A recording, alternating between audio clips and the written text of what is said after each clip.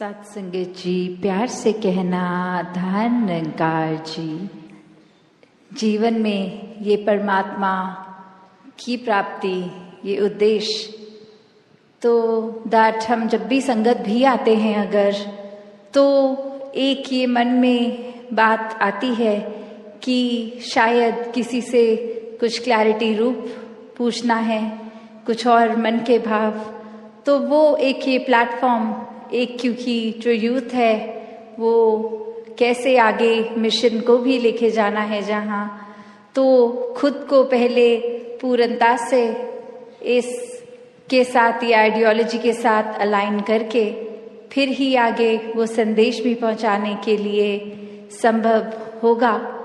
तो वो बात जैसे अभी एड्रेस भी हुआ, वो बात की एक मन की क्लैरिटी हो, पर ऐसा भी नहीं कि सिर्फ सवाल पूछने के लिए पूछा जाए।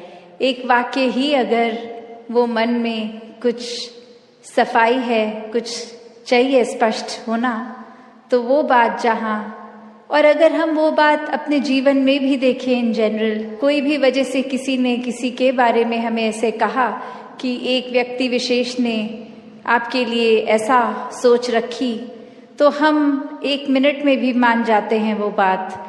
फिर हम अपना ओपिनियन उस इंसान के लिए वैसा ही बना लेते हैं कि ये जो बात सुनी है ये ऐसा ही हुआ होगा, और हम कभी उस इंसान से फिर वो सफाई भी नहीं मांगते हैं। हम पूछते तक नहीं हैं कि क्या वाकई ही एज अ फैक्ट आपने ऐसा कहा, और अगर कहा भी तो वो बात उत्पन्न कहाँ से हुई, हम उसके बारे में बात कर लें।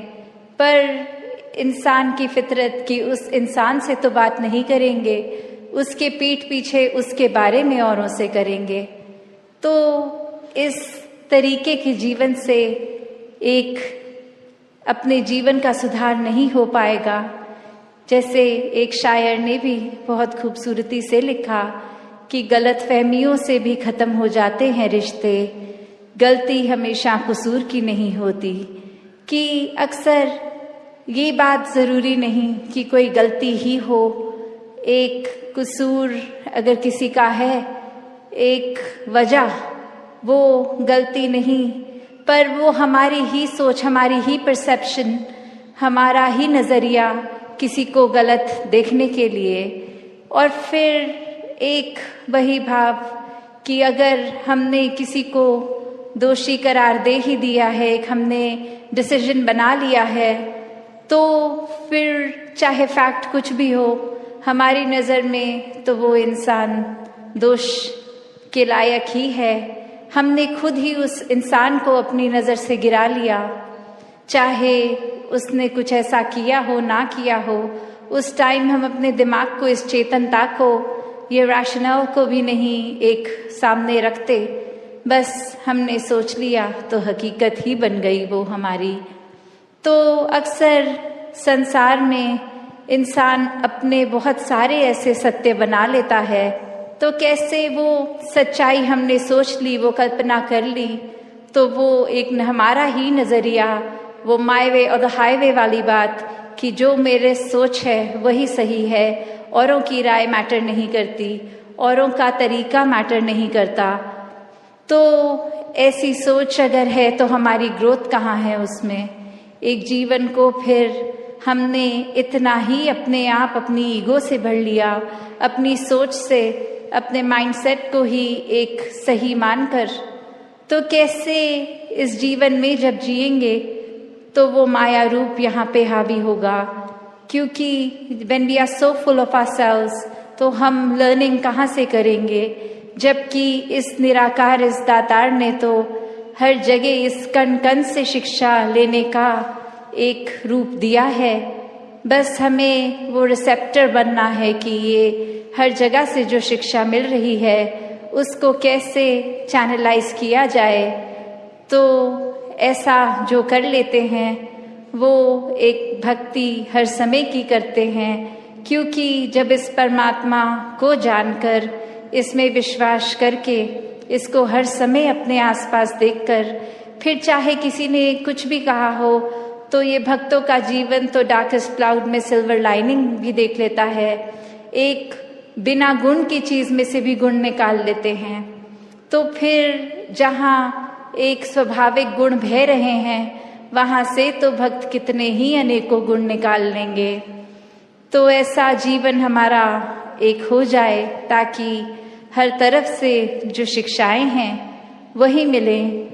वरना तो एक अगर अक्सर ऐसे भी जो उदाहरण देखने को मिलते हैं कि हमारी सोच इसने तो कभी खत्म नहीं होना, हमारी इच्छाओं ने भी कभी खत्म नहीं होना, एक वो सैटिस्फैक्शन, एक कंटेंटमेंट की बात, ये तो माया का ही रूप। क्योंकि अक्सर हम ये भी सोच लेते हैं कि माया सिर्फ एक मटीरियलिस्टिक चीज है, माया सिर्फ जो आंख देख सकती है वही है, चाहे वो एक घर हो, पैसा हो, एक और चीजें। पर अक्सर ये जो सूक्ष्म रूप की माया है, जो एक ये सोच में भी आ जाती है, क्योंकि इस परमात्मा को इस पल में देखना है, इसको ये लिविंग इन द मोमेंट वाली बात।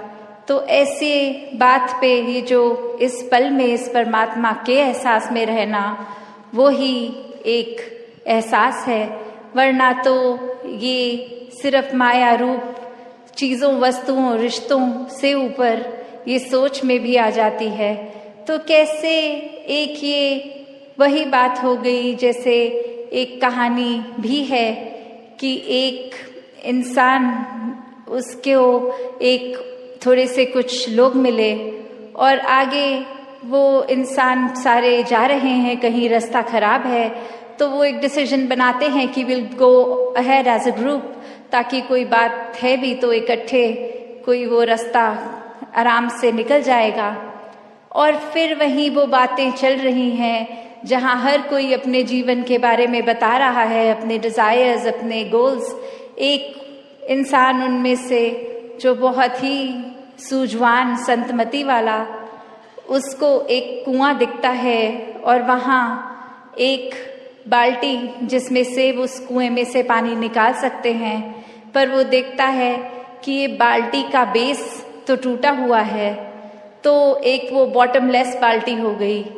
तो वो इंसान वहां रुककर प्रिटेंडिंग टू बी थर्स्टी, वो उसकी प्यास बुझाने के लिए पहले उस बाल्टी में से जब पानी निकालता है, तो जब तक तो वो बाल्टी पानी के अंदर है वो भरी हुई दिखती है। पर जैसे ही वो वाटर के सरफेस से ऊपर उठा ली गई, अब उसमें पानी कहाँ टिकना था। पर वो बार बार ये कर रहा है और बाकी के लोग देख रहे हैं कि ऐसा क्यों किया जा रहा है।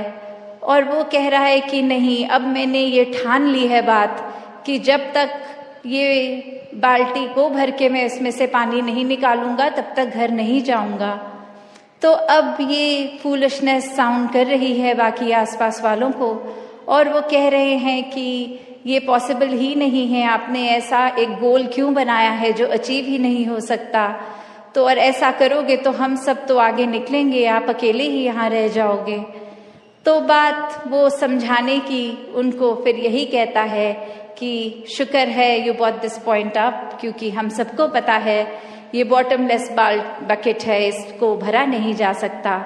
तो हमारी सोच, हमारा मन भी ऐसा ही बॉटमलेस है। ये डिजायर्स भी आएंगे, ये एक इच्छा की पूर्ति होने के बाद दूसरी ने भी आना है।